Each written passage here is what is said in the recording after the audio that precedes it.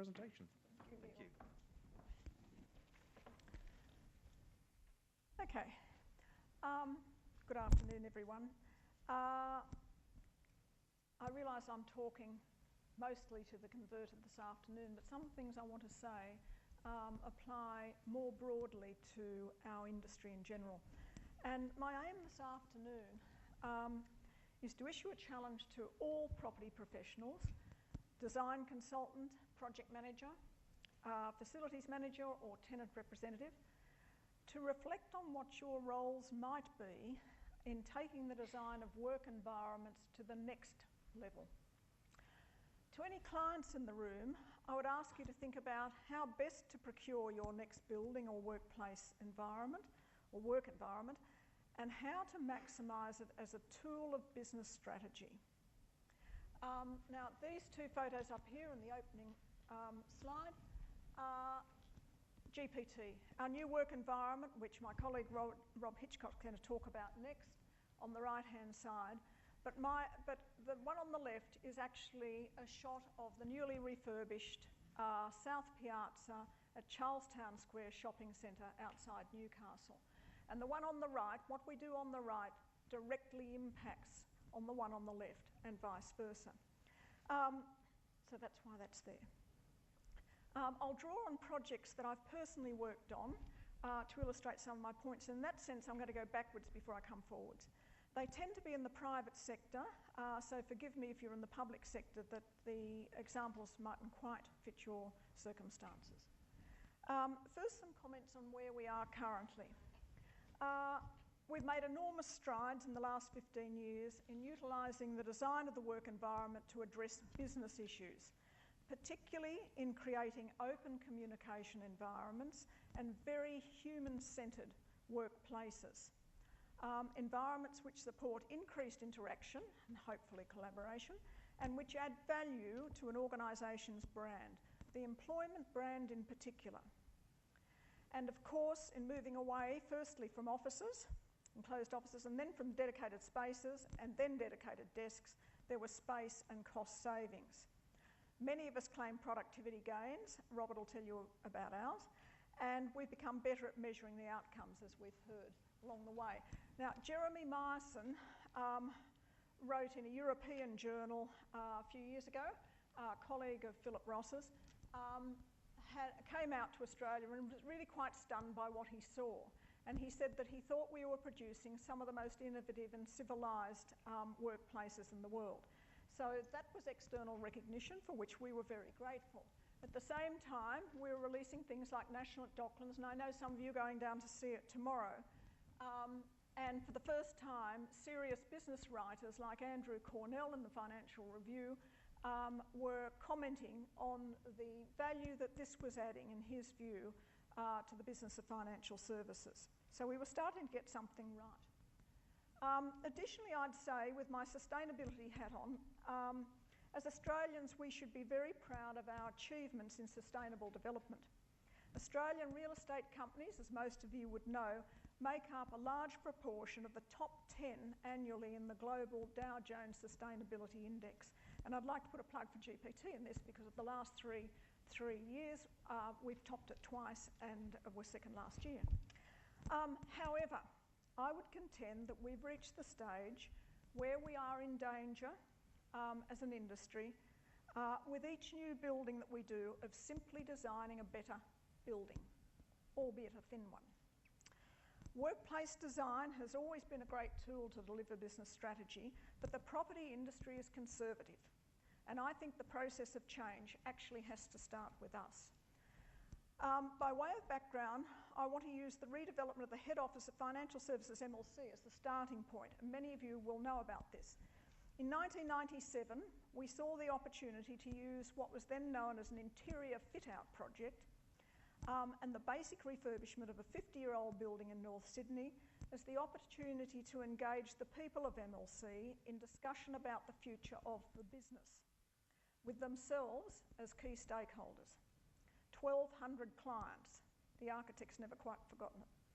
The result was Campus MLC, which is well known to many of you. I led that project as head of people and culture, and we had an interdisciplinary design and delivery team, at least two of whom are here today. Mark Reynolds from Lend-Lease and James Calder, then with DGW and now with Woods Bagot. Campus MLC received a lot of attention, both here and internationally, which both surprised and delighted us.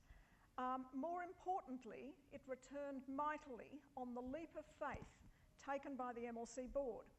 We asked them to think of it as an investment in our people and an investment in our business, part of the renovation and repositioning of a 100-year-old life assurance company rather than the cost of accommodation.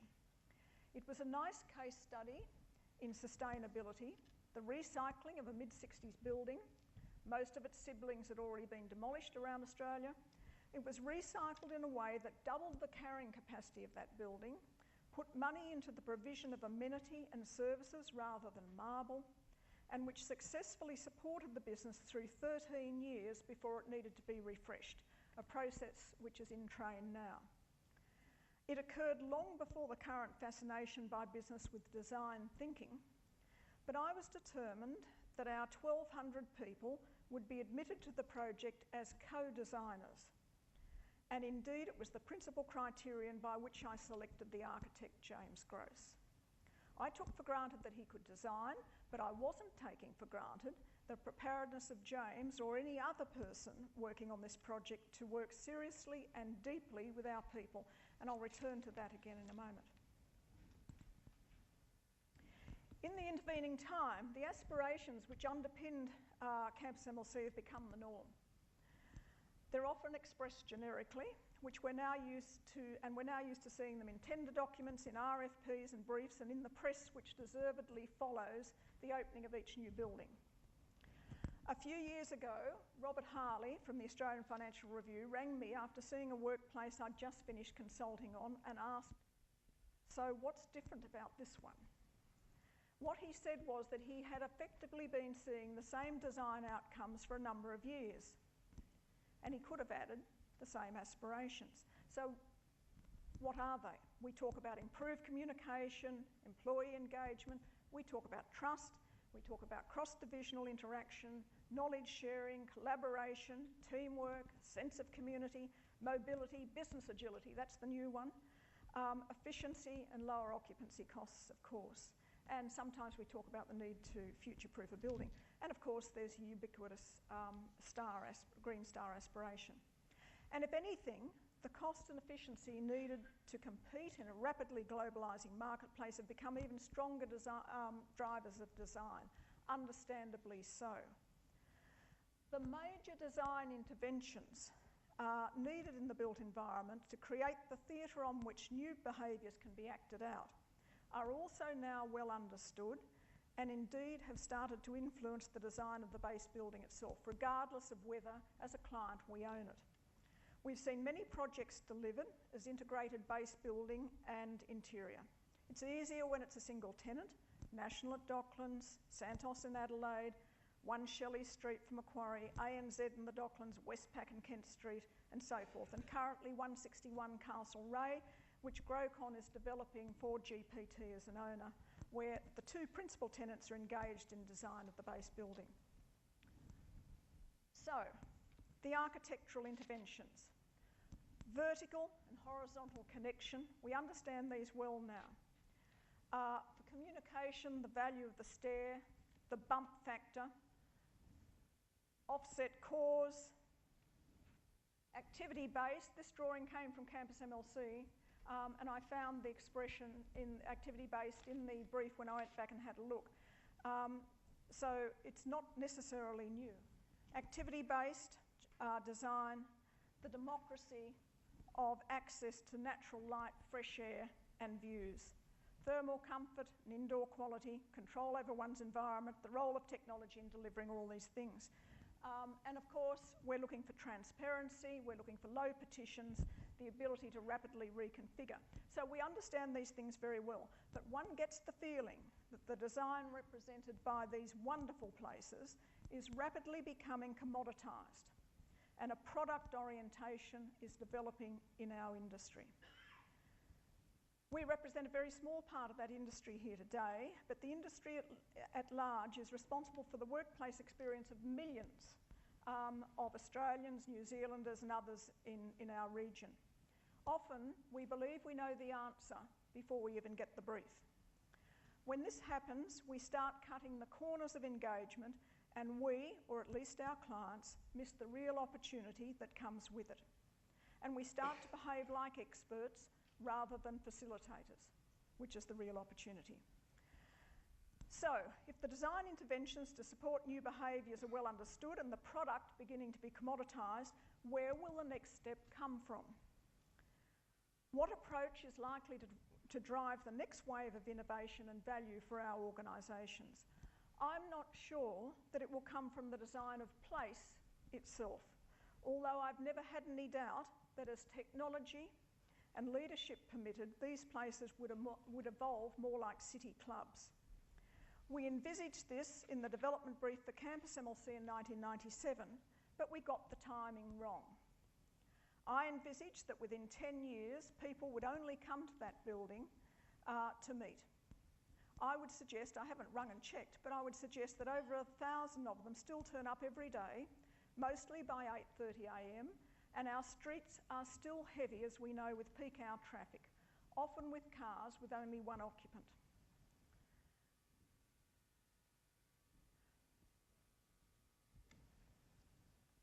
While the interior workplaces of Campus MLC and the more recent buildings look very similar, there's one important difference.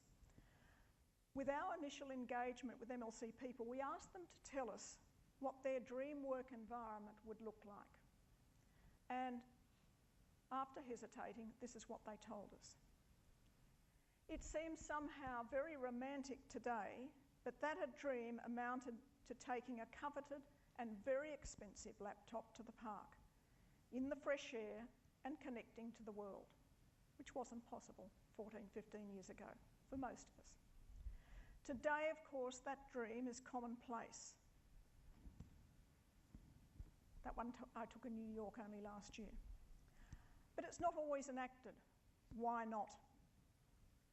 The reality is that despite these wonderful new buildings and workplaces, a number of which are showcased here today, we still have a long way to go to realise the full potential of them. The delivery of the physical space is just one of the moving parts. Despite all the education dollars expended by our HR teams on human capital development, it appears that our large companies are moving quite slowly to create the new conditions of employment that are possible and desired by our workforces in the 21st century. Few people are free to make decisions about how, when and where they work. Despite what is said, managing by presence, however subtly conveyed, is still the norm. Trust in business leadership is low, understandable following the GFC, the debate over executive pay, and the behaviour of so many in the public eye. Witness the contempt for Dominic Strauss-Kahn expressed last week at Cambridge University. All of these issues are of interest to someone wearing the title of Head of Sustainability because there are many signs that the pace of change is about to hot up. And I think the next step in providing for the future of work is most usefully looked at through the lens of sustainability. When we do, we are immediately drawn into a broader organisational, societal and urban context. And I just want to point here, this is the Sustainability Charter for the Board Sustainability Committee of GPT. And you'll notice they define sustainability as being the sustainability of our business. And they talk about social sustainability as being the deep engagement of employees, hence the Cultural Renewal Project reports to me, employees, our tenants, customers, our suppliers, and the wider community. These projects that we're talking about represent the best tools we have, one of the best tools we have to engage them about the issues which are material to them and important to the sustainability of our organisation. And the quality of those conversations impacts the ability of the sustainability of our organisations and the quality of life in our cities. So what are the issues? And I'll quickly deal with them. How much time have I got, Neil? 7 minutes, thank you. I'll deal with these very quickly, but I think they bear looking into as professionals in our industry. Global connectedness. Others have talked about this much more articulately than I can today. 5 billion people connected in real time. It's the most exciting time in history to be alive. Could also be the most frightening, depends on your point of view. If the global implications are difficult to imagine, just think of your own organisations. All that untapped intelligence, if we could get it working for us. And of course, that global connectedness supports the social entrepreneurs beautifully. And not only the social entrepreneurs. You can start up new businesses today with very little capital, and they're going to be our competitors in the bigger companies. It'll require new skills and new styles of leadership to work in a predominantly virtual world, and mastering life in the virtual community will be critical for individuals and organisations alike. It'll be fundamental to driving innovation out of our businesses, and that's the talk at the moment. How are we going to reinvent our businesses, and how are we going to get innovation happening on the floor of them? Technology also frees you from location, and it gives you freedom to choose the communities in which you wish to live. We're going to have to grapple with that too. And it's okay to make that choice. Globalisation of the talent pool. Oh no, the demographic change. Over half born after 2000 are going to live to be 100 years old. We better get used to having people my age and greater in the workplace, because we're going to need them. It also says there's going to be lifelong commitment to learning, and think about the impact of all of that technology and the internet on learning. And to say nothing of Gen Y coming into our workplace. They're already demanding very different leadership. And a lot of our workplaces are designed to support an old style of leadership, I have to say. They're interested in the search for meaning. They're not interested in hierarchical structures, and they're going to require a lot of time off periodically for sabbaticals, go and work with social ventures and other sorts of things. Globalisation of the talent pool. Was that? Yes, globalisation of the talent pool. In 2009, 400,000 Indian nationals graduated in IT. In the same year, in China, or at least Chinese nationals, graduates in engineering numbered 6.1 million. We are going to be under pressure to do more with less, faster and cheaper, but I doubt that a decline in quality will be part of that equation. I'll leave you with that thought. Environmental challenges, we've heard something about them. Depletion of the planet's resources provides both challenges and opportunities for us. Dwindling resources and the focus on the carbon footprint will put pressure on all of us in the property industry. Commuting is going to be certainly under the microscope. Linda Grattan at the London Business School and commentators like Richard Florida in America talk about the importance of the regenerative community. It is this which some of our best campus developments in this country have attempted to address, creating places that people actually want to be.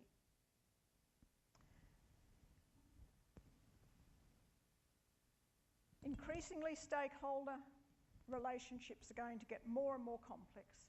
And I think that partnerships are very much part of the future. And they're very much part of the future of the people in this room.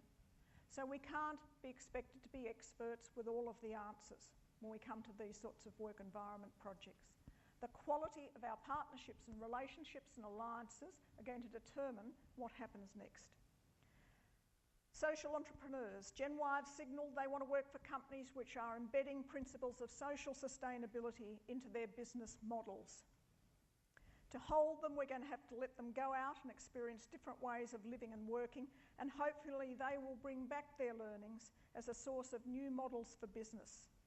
Have a look at Grameen Bank, have a look at Tom's Shoes, and have a look at Street, a lovely social venture by Rebecca Scott in this very city. And I won't dwell on that now, but I'm happy to talk to you about it later if you don't know. For me, of all these issues, the one that interests me most is the potential offered by co-creation, co-design if you want to call it, admitting stakeholders to the design of their futures. Collaborative relationships with customers, suppliers, these things are going to be a source of innovation and as a replacement for what were previously often competitive relationships. Charles Handy talked at the end of the 80s of the Shamrock organisation. In the future, we will be relying on relationships with people who do not want to be on the payroll. We heard something about that again this morning. Consider what will need to change to admit them to trusted relationships inside our virtual or physical communities. It's difficult enough today, but it's going to get a lot harder. The conditions of work, as we know it, will change fundamentally and irreversibly over the next 10 years as baby boomers leave the workplace, assuming we've got enough super, of course, to do it. The signs of change are all there, but the signals are often weak and we don't recognise them. My personal view, I think I've lost my slides, the key is the process. My personal view is that the balance between people, systems, and place, the balance between those considerations in driving investment in our work environments is changing. Organisational culture and new models of leadership will be critical, and I see we faltered on that this morning. It's not in the lexicon of many people working with property. It will have to be. The continuing investment in technologies, of course, will carry with it the need to make sure that people are enabled in their usage. So how do we organise to design and deliver new work environments in the future? I'd like to leave you with just a very few personal thoughts. Governance. I don't think we get the governance of these projects right for the world in which I'm talking about. That was the governance of the National Australia Bank building in the Melbourne Docklands. It was a major, they saw it as a major business project, not a bricks and mortar one, major business project. And the team was there as facilitators of that, not as experts, but as facilitators. If you're working on projects where you don't have the chief executive of the organisation engaged,